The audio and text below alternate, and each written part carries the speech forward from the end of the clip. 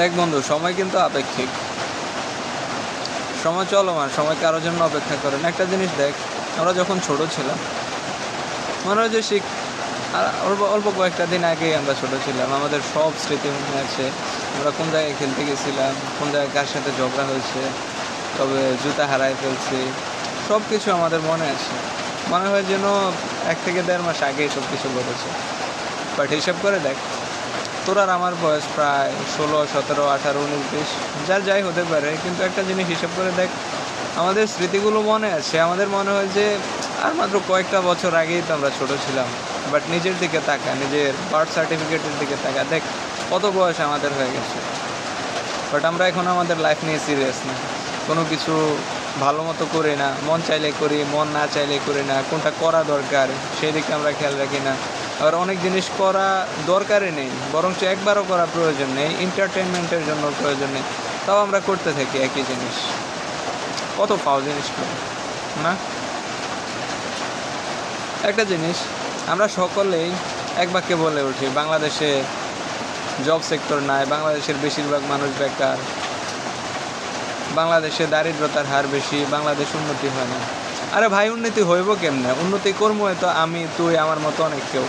উন্নতি করবো কে? আমরা সবাই সবার দিকে তাকায় আছি, একজনের দিকে একজন তাকায় আছি। কেউ ভালো কিছু করলে তার পিছনে বাস দিচ্ছি, কেউ মন্দ করলে তাকে তো সবাই কেলাইতেছি। বাট নিজের দিকে কেউ তাকায় না, নিজে কি করি, নিজে কি করা উচিত সেটার দিকে কেউ তাকায় না। আমাদের অধিকাংশ মিডল ক্লাস ফ্যামিলির বাবা মা আমাদেরকে সবসময় বলে যে জীবনে যাই কিছু কর, পড়াশোনা ছাড়িস না। আর আমাদের মিডল ক্লাস ফ্যামিলির মানে আমাদের উপরে ওঠার আর ভবিষ্যতে সারভাইভ করার একটাই মাত্র উপায় আছে, সেটা হলো সরকারি জব বা যে কোনো একটি প্রাইভেট হোক, মোটামুটি একটা স্যালারি জব। আর এটা তো আমাদের পড়াশোনা ছাড়া তো হবেই না। কিন্তু একটা জিনিস দেখ, যেই পড়াশোনার জন্য আমাদের বাপ মা আমাদেরকে কাজে পাঠায় না, মাত্র 20,000 টাকা বেতনে পুরো ফ্যামিলি চালায়, বরঞ্চ কিছু কিছু সময় আমাদের অনেক বেশি পড়ার খরচ লাগে, সেটাও কিন্তু দিয়ে দেয়, ফ্যামিলি টানা পড়ায় কোনো রকম চলে। কী জন্য দেয় জানোস? জাস্ট আমরা পড়াশোনা করি, পড়াশোনা থেকে বাইরে না যাই, ভালো পড়াশোনা করে ভালো একটা জব পাই। কিন্তু আমরা বাবা মার এই কষ্টটা তো কখনো উপলব্ধি করতে পারিই না, বরঞ্চ মনে করি আমাদের জীবনটা এইভাবে সোজাই। জন্ম থেকে বাবা মা আমাদেরকে খাওয়াই আসতেছে, 22 বছর 23 বছর হয়ে গেছে, অনেকে চাকরি পায় না, নিজের ব্যাপারে সিরিয়াসও না। আমার দেখা অনেকে আছে 27 বছর হয়ে গেছে, কিন্তু মানে রিল স্ক্রল করতেছে, মন চাইলে এদিক ওদিক ঘুরে বেড়াচ্ছে, মানে নিজের ব্যাপারে কোনো সিরিয়াসনেসই নাই। অথচ তার বাপ মা সে ছোটোবেলা থেকেই তারা লালন পালন করে আসতেছে, শুধু তার দিকে তাকায় আছে সে ভালো একটা জব করবো, নিজের সব কিছু স্যাক্রিফাইস করতেছে। নিজের বাপ মা 25-30 হাজার টাকা বেতনে স্যালারি চাকরি করে প্রায় 10-11 হাজার 12 হাজার টাকা দিয়ে তারা ঢাকা শহরে রাখতেছে, আর নিজে বাড়িতে কষ্ট করতেছে, নিজের ভালো একটা নতুন জামা কাপড় কিনে না, পোশাক কিনে না, এমনকি সব সময় ভালো খাইতেও পারে না। দৈনিক মানুষের একটা আমিষের চাহিদা থাকে, ওটাও পায় না। মাঝে মাঝে শুক্রবার বা সপ্তাহে 2-1 দিন মাত্র গোস্ত খেতে পারে। অনেকে আছে, এমনকি আমার পরিচিত এমন প্রায় 3-4টা ফ্যামিলি আছে, মোটামুটি যা ইনকাম করে 2 কোরবানির ঈদ ছাড়া ঠিকমতো গরুর গোস্ত কিনে খাইতে পারে না। মানে এমন নেই যে, এমনটা নয় যে ওনার ইনকাম নেই বা টাকা পয়সা নেই, অবশ্যই টাকা পয়সা আছে, কিন্তু উনি ওনার সন্তানের জন্য স্যাক্রিফাইস করতেছে। উনি চিন্তা করতেছে আমি এখন ভালো না খেয়ে টাকাটা রেখে দেয়, হয়তো তার ফর্ম ফিল আপ, তার সন্তানের ফর্ম ফিল আপ, বা কোথাও একটা এক্সাম দিতে যাবে, বা যাতায়াত খরচ, বা হঠাৎ করে ম্যাচের বিল লেগে যেতে পারে, ফোন দিতে পারে, এই জন্য রেখে দেয়। কিন্তু আমরা আমাদের ব্যাপারে সিরিয়াস না। একটাই মাত্র দায়িত্ব আমাদের উপর অর্পিত আছে, সেটা হলো ভালো মতো পড়াশোনা করে ভালো স্কোর করা, ভালো একটা জব পাওয়া। আমরা আর কিছুই করি না, আমরা নিজে ভালো স্পিকিং শিখি না, নিজে কোনো বিজনেস দাঁড় করাই না, বা নিজে কিছুই করি না, জাস্ট পড়াশোনার দায়িত্ব দিচ্ছে, ওটাই ঠিক মতো করি না। আর আমরা আরেকজনরে সুন্দর মতো গালি দিয়ে যাচ্ছি, দেশের উন্নয়ন হয় না, এই হয় না, সেই হয় না, বাংলাদেশের জব সেক্টর নাই। আরে ভাই, যারা স্টুডেন্ট আছে তাদের ভিতরে তো প্রায় 2-3%ও সিরিয়াস না। আর বাংলাদেশে এমন হাজার হাজার জব সেক্টর আছে যেগুলোতে যোগ্য লোকের অভাবে সেই সেক্টরগুলো এখনও খালি পড়ে আছে। ঢাকা ইউনিভার্সিটিতে ফিজিক্স ডিপার্টমেন্টে প্রায় 90-80 জন স্টুডেন্ট। এই 90-80 জন স্টুডেন্ট খুঁজে পাওয়া তাদের জন্য কষ্ট হয়ে যাচ্ছে পুরা বাংলাদেশ থেকে। আর আমরা বলি বাংলাদেশের অবস্থা খারাপ, বাংলাদেশে কিছু হচ্ছে না। আমরা কি করছি, আমরা নিজেরাই তো পড়াশোনা করে ওই জায়গাটা দখল করে নিতে পারছি না, জায়গাটা খালি পড়ে আছে। আর যারা পড়াশোনা করে না, যারা পড়াশোনা করে না তাদের ব্যাপারে বলছি, পড়াশোনা করে না মানে ওর চেয়ে সব কিছু শেষ বা ও কিছু করতে পারে না তা কিন্তু না। তার জীবনে হিউজ একটা সম্ভাবনা আছে, সে যে কোনো একদিকে খুব ভালোভাবে ফোকাস করতে পারে। আমরা পড়াশোনা করি, হঠাৎ করে আমার একটা আইডিয়া ভালো আসে, আইডিয়া ভালো লাগে, মাথায় কাজ করে, আমরা মনে করি যে হ্যাঁ এটা নিয়ে কাজ করা দরকার। বাট পরবর্তীতে দেখি যে না, আমার বাপ মা বাড়ি থেকে টাকা পয়সা দেয় পড়াশোনা করার জন্য, পড়াশোনাটাই করি, ওটা করলে হয়তো পড়াশোনার ক্ষতি হয়ে যেতে পারে, ওইটাও হইলো না, দেখা গেছে পড়াশোনাও খুব একটা ভালো হইলো না। এই জন্য অধিকাংশ স্টুডেন্টরা অন্য কোনো দিকে আগায় না, সাইড বিজনেস করে না, কোনো সাইড জব করে না, বা কোনো রিস্ক নিতে চায় না পড়াশোনার ক্ষতি হবে বলে। কিন্তু যারা পড়াশোনা করে না তারা কেন এই রিস্ক নেয় না আমি বুঝি না। তারা অধিকাংশ আছে গরিব ফ্যামিলি, ঠিক আছে, তার ফ্যামিলি চালানো লাগে, এই জন্য সে শুধু মানে হাত পা নিয়েই কাজ খুঁজতে থাকে। আরে ভাই, হাত পা তো বানর, শিম্পাঞ্জি, গরিলা সবার আছে, বরঞ্চ তোর চেয়ে আরও স্ট্রং স্ট্রং হাত আছে তাদের। তারা হাত দিয়ে ঝুলতে পারে, পা দিয়ে ঝুলতে পারে, অনেক বেশি ওজন উঠাইতে পারে। তাহলে তোর আর শিম্পাঞ্জির মধ্যে পার্থক্য হইলো কি? তুই হাত একটা নিয়ে কাজ খুঁজতে চাস, তোর দিয়ে মানুষ কাজ করাইবো, মাটি কাটাইবো, ধান কাটাইবো। আরে ভাই, এখন মাটি কাটানোর মেশিনও আছে, ধান কাটানোর মেশিনও আছে, তোরা কি কাজে লাগাইবো? তোর কোনো স্কিল নাই। আমি দেখিনি বাংলাদেশে নর্মাল কোনো স্কিল্ড পারসন বেকার আছে। আমাদের শুধু আমার এরিয়ার ভিতরে, আমার গ্রামের কথাই বলি, নর্মালি যারা কোনো রকম কাঠ মিস্ত্রি কাজ পারে তাদের জন্য পর্যন্ত প্রায় 1 মাস আগে থেকে সিরিয়াল দিয়ে রাখা লাগে। 1 মাস আগে বলে রাখা লাগে, ভাই আমার কাজ করার আপনি কিন্তু একটু আমার কথা চিন্তা করেন, আমার কথা ভাইবেন, আমার কাজটা কিন্তু করে দেওয়া লাগবে। তারা এই পরিমাণ কাজের চাপে আছে, প্রচুর কাজ। যারা ইলেকট্রিক কাজ আছে, কাজ জানে, তাদেরও মানে কোনো গ্যাপ নাই। অর্থাৎ মানে যাদের সামান্য কোনো স্কিল আছে তারা খুব কাজে লাগছে। আমি দেখি নাই কোনো ড্রাইভারকে বেকার থাকে, আমি দেখি নাই কোনো ইনফ্লুয়েন্সার নর্মালি কোনো কাজ জানে তাদেরকে বেকার থাকতে। আমি অধিকাংশ বেকার দেখছি যারা মানে হা করে তাকায় থাকে, আমার একজনে মানে ফল একটা আয়না ভাঙিয়ে দিবে, তারপরে আমি খামো। মানে ওনারে বিনা স্কিলে, ওনার শরীর দেখে ওনার মামু লাগে, ওনার এমনি জব দিয়ে দেবে। আসলে এই মাইন্ডসেটগুলো বাদ দাও, কষ্ট করো ভাই, 6 মাস কষ্ট করো, 6 মাসে একটু কম খাও, বাট এই 6 মাসে একটা স্কিল শিখাও যেটা পুরা জীবন তোমার টাইনে নেবে, পুরা জীবন তোমার তুমি ওইটা দিয়েই পুরা খায়া দেয়া যেতে পারবা। তুমি দেখো ভাই, তুমি হঠাৎ করে একটা কাজ করতেছো, একটা কোম্পানিতে কাজ করতেছো, যেমন তুমি শ্রমিক হিসেবে আছো, হঠাৎ করে কোম্পানি রিপ্লেস হয়ে গেছে, তারা এআই ব্যবহার করা শুরু করেছে, টেকনোলজি ব্যবহার করা শুরু করেছে, তোমার শেষ, তোমার খেলা ফাইনাল, তোমার জব শেষ, তুমি এবার বাড়িতে বেকার। এবার তোমার ফ্যামিলির বকা শোনো, নিজে রিগ্রেটাও, যাই করো, দিন শেষে হাজার হাজার মানুষ আত্মহত্যার দিকে চলে যাচ্ছে। আমার এলাকার, আমার পরিচিত, এমনকি সবচেয়ে ঘনিষ্ঠ লোকদের ভিতরেও প্রায় 4 জন লোক এভাবে সুইসাইড করেছে। এই বেকারত্বের কারণে, নিজের হালকা শারীরিক প্রবলেমের জন্য কাছ থেকে বের করে দিছে, ফ্যামিলি চাপ, মানে জীবনটাই পুরা শেষ করে দিয়েছে, তাদের আখেরাতটাও শেষ করে দিয়েছে। আত্মহত্যা করছে মানে ও সরাসরি জাহান্নামী। হাদিসেও আছে, মান কতালা নাফসাহু কুতিলা ফিন্নার, যে নিজেকে হত্যা করলো সে জাহান্নামে যায়ও, মানে তাকে বারবার ওইভাবে হত্যা করে। যে বিল্ডিং থেকে লাফ দিয়ে মরছে, সুইসাইড করছে, তারে বারবার উপর থেকে ফালায় ফালায় মারা হবে। আর যে গলায় ফাঁসি লাগাইছে তারে জাহান্নামের ভিতর শুধু বারবার ফাঁসি দেওয়া হবে। ভাই আমরা এটা করবো কেন? একটাই মাত্র জিন্দেগি, আমাদেরকে আল্লাহ তাআলা একটা সুযোগ দিয়েছে, একটা সময় পার হয়ে গেলে। একটা জিনিস চিন্তা করো, আমি এই মুহূর্তে কথা বলছি, হ্যাঁ, আমি এই মুহূর্তে তোর সামনে কথা বলছি, এই সময়টা কিন্তু চলে যাচ্ছে।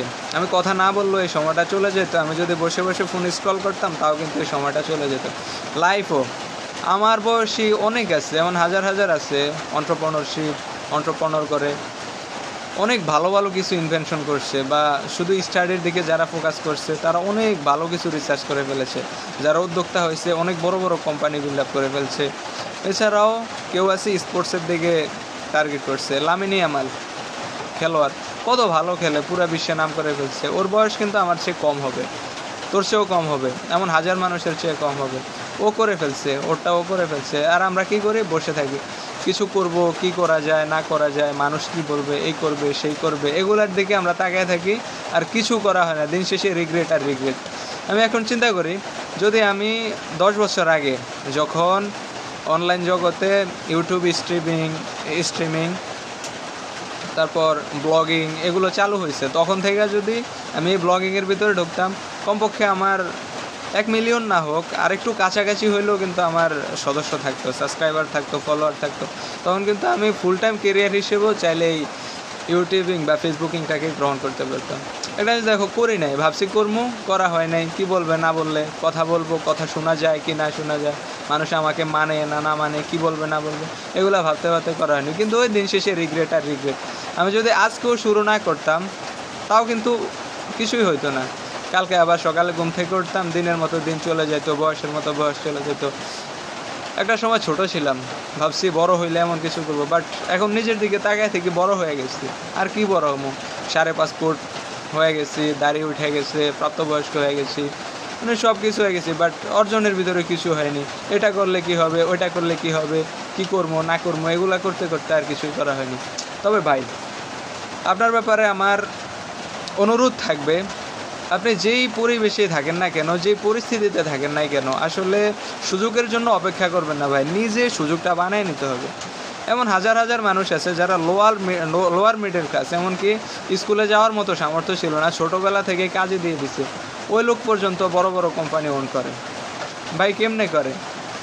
তার ছোটোবেলা থেকেই ওই লেভেলের ডেডিকেশন ছিল যে সে এই লাইনে যাবে, এইভাবে করবে। আপনি একটা জিনিস চিন্তা করেন, সে কখনো একটা লোক কখনো চিন্তাই করেনি যে সে সাঁতার কাইটা নদীটা পার হয়ে যাবে। হ্যাঁ, একটা বড় নদী আছে, নদীতে প্রখর স্রোত আছে, চেষ্টা কোনোদিন ভাবেই নাই সে সাঁতার কাইটা নদী পার হবে। আর সে তো অবশ্যই নদী পার হতে যাবেও না, সে কেমনে ওই নদীটা পার হবে? আর একটা লোক দেখা গেছে চিন্তা করছে, ওর শক্তি নাই, ঠিক আছে, ওর যথেষ্ট স্কিল নাই, একটু সাঁতার কাটলে সে টায়ার্ড হয়ে যায়, তবুও সে চিন্তা করছে আসলে নদীটা পার করতে পারলে আমার অনেক ভালো লাগবে, ওই পারটা অনেক সুন্দর। সাপোজ মাইনে নিলাম ওই পাশে অনেক ভালো, ওই পাশ মনে করো ইতালি আর এই পাশ মনে করো বাংলাদেশ। হ্যাঁ, ইতালি গেলে অনেক ভালো লাইফ স্টাইল, অনেক অনেক সুন্দর সুন্দর জিনিসপত্র, অনেক ভালো জব সেক্টর আছে, আমি অনেক টাকা ইনকাম করতে পারবো। সে চিন্তা করলো যাওয়া উচিত, আর সে একটু কম সাঁতার জানে, তবুও সে চেষ্টা করছে নামি, দেখি কি হয়। নামি একটু সাঁতার কাটলো, অনেক কষ্ট হলো, মাঝপথে যায় বেশি ক্লান্ত হয়ে গেল, পরে কোনো রকমে সে ওই পারে গেল, পরে নৌকা মোকা যে কোনো মাধ্যমে সে চলে যেতে পারলো। সে যাবেই ভাই, সে যাইতে যেতে অসুস্থ হয়ে যাক বা যাই করুক, সে যেহেতু একবার নামছে, 2-1 ব্যর্থ হলো, সে একবার না একবার সফল হইতে পারে, না হইলেও তার সফল হওয়ার চান্স থাকে। আর যে চিন্তাই করলো না সে কখনো যাবে নদীর ওই পারে, আর সে ওই পারে যায় কিছু করবে, সে কেমনে যাইব? তার দ্বারা তো কিছুই করা হবে না।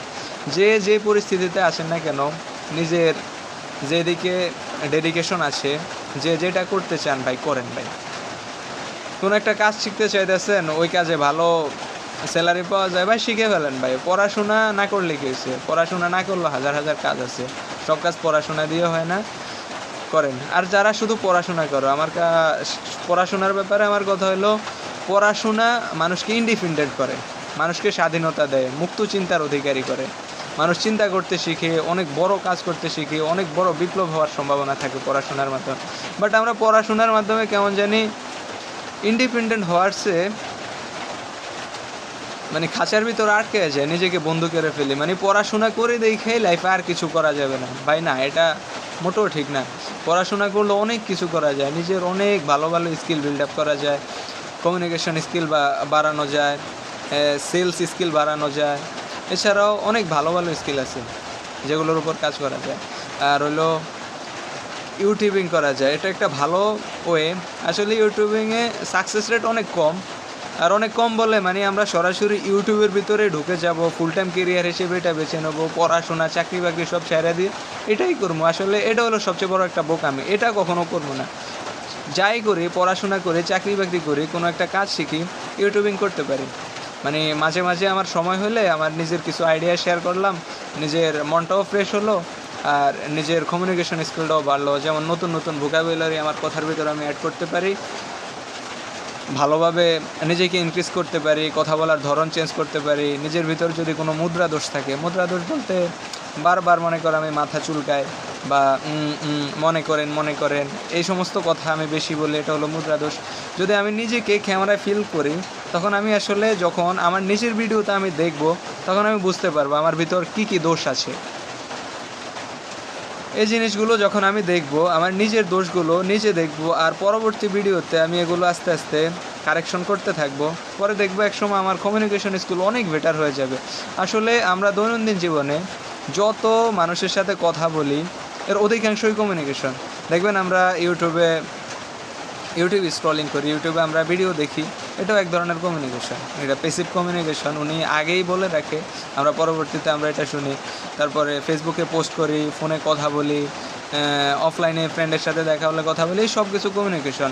দোকানদারি করতে যায়, সেলস করতে যায়, জব করতে যায়, যেখানে যাই আমাদের কমিউনিকেশন লাগেই। আপনি মূর্খ হন, শিক্ষিত হন, ভাই কমিউনিকেশন আপনার লাগবেই। আর এই স্কিলটা অনেক ভালো একটা স্কিল, আর অনেক বেটার। এটার উপরে অনেক প্রচুর কাজ করা উচিত প্রত্যেকটা মানুষের। আপনার কথার উপরেই একটা মানুষ আপনাকে গুরুত্ব দেবে, আপনাকে সম্মান করবে, আর আপনাকে বিলিভ করবে। আপনার যদি কমিউনিকেশন স্কিল খারাপ থাকে, আপনি আঞ্চলিকভাবে কথা বলেন, ঠিকমতো বাংলা কথা বলতে পারেন না, মডার্ন মানুষের সাথে কথা বলতে গেলে কিছু ইংলিশ লাগে, আপনি ইংলিশ বলতে পারেন না, তাহলে কিন্তু আপনার ভবিষ্যতের কেরিয়ারটা আসলে একটু কষ্টকর হয়ে যাবে। তো আমার সবার নিকট একটা উদারত আহ্বান থাকবে, যদি সময় পান, যদি ভাল লাগে, তাহলে ইউটিউবিং, ফেসবুকিং করতে পারেন। এছাড়া যেই কাজে করেন সিদ্ধান্তের সাথে করেন, অনেক ভালোভাবে করেন। পড়াশোনা করতেছেন, যদি মনে করেন যে জাস্ট পড়াশোনাই করব, তাহলে এমনভাবে করেন যাতে আপনার মতো দ্বিতীয় কোনো লোক থাকে না। আপনি একটা পরীক্ষা দিতে বসছেন, আপনিই যেন ফার্স্ট হন। ভুলবশত ফার্স্ট না হইলেও টপ 10-এর ভিতর থাকার চেষ্টা করেন, কারণ আপনি পড়াশোনাই করেন ভাই। আপনি আপনার ফ্যামিলি চালান লাগে না, আপনার কোনো বিজনেস নাই, কিছু নাই ভাই, একটা কাজ মাত্র পৃথিবীতে আপনার পড়াশোনা করা। যদি ওইটার ভিতরে আপনি টপ করতে না পারেন ভাই, কোন সেক্টরে যেয়ে টপ করবেন ভাই? পড়াশোনা করতে থাকেন, পড়াশোনাই করেন। কোনো একটা স্কিল শিখতে চান, মানে পুরো মাস্টারি করে ফেলেন। আপনার যাতে নিজের ভিতর এতটুকু কনফিডেন্স আনেন যে বাংলাদেশে আমি যেহেতু এই কাজ করতেছি, আমি সেরা করব, আমি সেরা থাকবো। ভাই লাইফ একটাই, কোন লাইফে করবেন? এই জীবনে না করতে পারলে আপনার কি আল্লাহ দ্বিতীয় সুযোগ দিবে? পরের জীবনে এসে তুমি জীবন শুধরাও, জীবন আবার নতুন করে শুরু করো, আগের জীবনে যা যা ভুল করেছিলা ওগুলা সব ঠিক করে দাও। আসলে ওই সুযোগ নাই, যেই দিন চলে যায় সেটা চলেই যায়, পরের দিনের জন্য আমাদের প্রিপারেশন নিতে হবে। আরেকটা কথা, মানুষ কি বলবে না বলবে ওগুলা ভাবার চিন্তা করার দরকার নাই। তুমি মনে করো ফেসবুকিং করবা, একটা লোকে বলবে কি করতেছে না করতেছে, পাগল, এই সেই বিভিন্ন জিনিস বলবে। তুমি কারো কথা চিন্তা করার দরকার নাই। আমার সাজেশন হলো, যদি কেউ ইউটিউব, ফেসবুকিং শুরু করতে চায়, তাহলে একেবারে নতুন একটা চ্যানেল ক্রিয়েট করা, বা নতুন একটা ফেসবুক পেজ ক্রিয়েট করা, যেখানে নিজের বন্ধুবান্ধব, আত্মীয় স্বজন ওখানে থাকবে না। আপনি জাস্ট আপনার কথা বলবেন, আপনার কথা জাস্ট আপনিই দেখবেন। একটা সময় দেখবেন যে আপনার কমিউনিকেশন স্কিল ভালো হতে হতে, স্ট্রিট টেলিং স্কিল ভালো হতে হতে মানুষ আপনার কথা পছন্দ করবে, আপনার আইডিয়া ভালো লাগবে। তারপর দেখবেন নিজের একটা পেজ ভ্যালু তৈরি হবে। এটা একটা ভালো জিনিস, আপনাকে মানুষ চিনুক, আপনাকে জানুক, মানুষ আপনার কথা শুনুক, এটা তো একটা ভালো কাজ। তারপর দেখেন, আমাদের কিন্তু সবচেয়ে বড় একটি দায়িত্ব আছে। আমরা যেহেতু মুসলিম, প্রত্যেক মুসলমান উম্মার জন্য দরকার আমাদের ইসলামকে হেফাজত করা। কেউ ইসলামের সম্পর্কে একটা খারাপ কথা বললো, ভালো একটা কমিটমেন্ট দিল, আমার এটার প্রতি উত্তর করা লাগবে নিজের জ্ঞানের দ্বারা, মানে অ্যাগ্রেসিভ হয়ে একবারে আমিও তাকে গালি দিয়ে দেবো, ঠিক তা না। আমাদের বেসিক ইসলামের ধারণাটুকু রাখতে হবে। নিয়মিত 5 ওয়াক্ত নামাজ কীভাবে পড়বো, বেসিক মাসালাগুলো আমাদের ধারণা রাখতে হবে। এছাড়া আমাদের ইসলামের যে মৌলিক যে বিষয়গুলো আছে, যেগুলো সম্বন্ধে অধিকাংশ সময় অন্যান্য ধর্মের মানুষগুলো আমাদেরকে খোঁটা দেয়, সেই জিনিসগুলো আমাদের ক্লিয়ার থাকতে হবে, যাতে একটা বিধর্মী মানুষের সাথে কথা বললো মানে উনি আপনাকে ঠকিয়ে দিতে পারে না। আর সবচেয়ে গুরুত্বপূর্ণ জিনিস হলো, ইসলামের তো হেফাজত করব, আমাদের মৃত্যুর পরও যাতে পৃথিবীর বুকে ইসলাম সুষ্ঠুভাবে চলতে পারে, বরং ইসলাম আরও উন্নত হতে পারে, সেই জন্য আমাদের কাজ করতে হবে। আমাদের মরার পরে কিন্তু আমাদের ধন সম্পদ, আমাদের আত্মীয় স্বজন, আমাদের স্কিল, এগুলো আসলে কাজে লাগবে না। আমি যে স্কিলের কথা বলেছি, স্কিলে বিল্ড আপ করার কথা বলেছি, মানে ভবিষ্যতের জন্য কাজে লাগবে। বাট যদি আমি বাঁচি, তাহলে ভবিষ্যতে কাজে লাগবে। আর কি গ্যারান্টি আছে যে ভাই আমি কদিন পরে মরে যাব না, 3 মাস পরে মরে যাব না, বা 1 মাস পরে? আজকেও তো মরে যেতে পারে, একটু পরেও তো মরে যেতে পারে। তাহলে আমাদের পরকাল, অনন্ত জীবনের জন্য একটা জার্নি আছে আমাদের, ওটার জন্য তো আমাদের প্রিপেয়ার হতে হবে। পরকালে আমাদের আসলে মানে আমার ভালো কাজ আর আমার দান সদকা, ভালো কাজ, ভালো সন্তান, মানুষের কাছে ভালো জ্ঞান দিয়ে যাওয়া, একটা মাদ্রাসা গড়ে দেওয়া, এগুলো ছাড়া কিন্তু আমার তেমন কোনো কাজে আসবে না। আমরা এক কাজ করতে পারি, সবসময় নিজে ভালো কাজ করব, মানুষদেরকে ভালো কাজের প্রতি আহ্বান করব, আর যারা খারাপ কাজ করে তাদেরকে বুঝে শুনে ভালো কাজের দিকে আনতে হবে। এটা আমাদের মৌলিক দায়িত্ব। এগুলো আমরা সবসময় করতে পারি, অল টাইম হাঁটা চলার মধ্যেও এগুলো করতে পারি। এটার জন্য আলাদা আমাদেরকে টাইম বের করতে হয় না। যেমন আমি একটা কাজ করতেছি, সাপোজ আমি একটা লোকের সাথে কথা বলতেছি, একটা কথা আমি জানি মিশা কথা, এটা আমার সাথে ঘটেনি, বাট আমি কথা বাড়ানোর জন্য বা লোকটা আমাকে অনেক ভালো ভাবুক, অনেক বড় মানুষ ভাবুক, এই জন্য আমি তার সাথে দুটা মিশা কথা বলে দিচ্ছি। আপনি কিন্তু জানেন, আপনি কথা বলার আগেই কিন্তু জানেন একটা মিশা কথা। আপনার ব্রেন আপনাকে প্রথমেই একটা সংকেত দিচ্ছে যে এটা মিশা কথা, এটা বলিস না। তাও আমরা কেন বলি? নিজের ইয়ের জন্য। ভাই এটা আমরা করব না। শুধু শুধু আমাদের গুণা বাড়ানোর দরকার কি? যে গুণা বাড়ানোতে আমার কোনো লাভ নেই, বরঞ্চ ক্ষতি আছে। আমরা সবসময় কথা বলার ক্ষেত্রে চেষ্টা করব সবসময় সত্য কথা বলতে, মিথ্যা কথা এড়িয়ে চলতে, বা অপ্রয়োজনীয় কথাগুলো না বলার চেষ্টা করব। এতটুকুই আপনাদের সকলের কাছে আমার আহ্বান থাকবে। খোদা হাফেজ, বাই।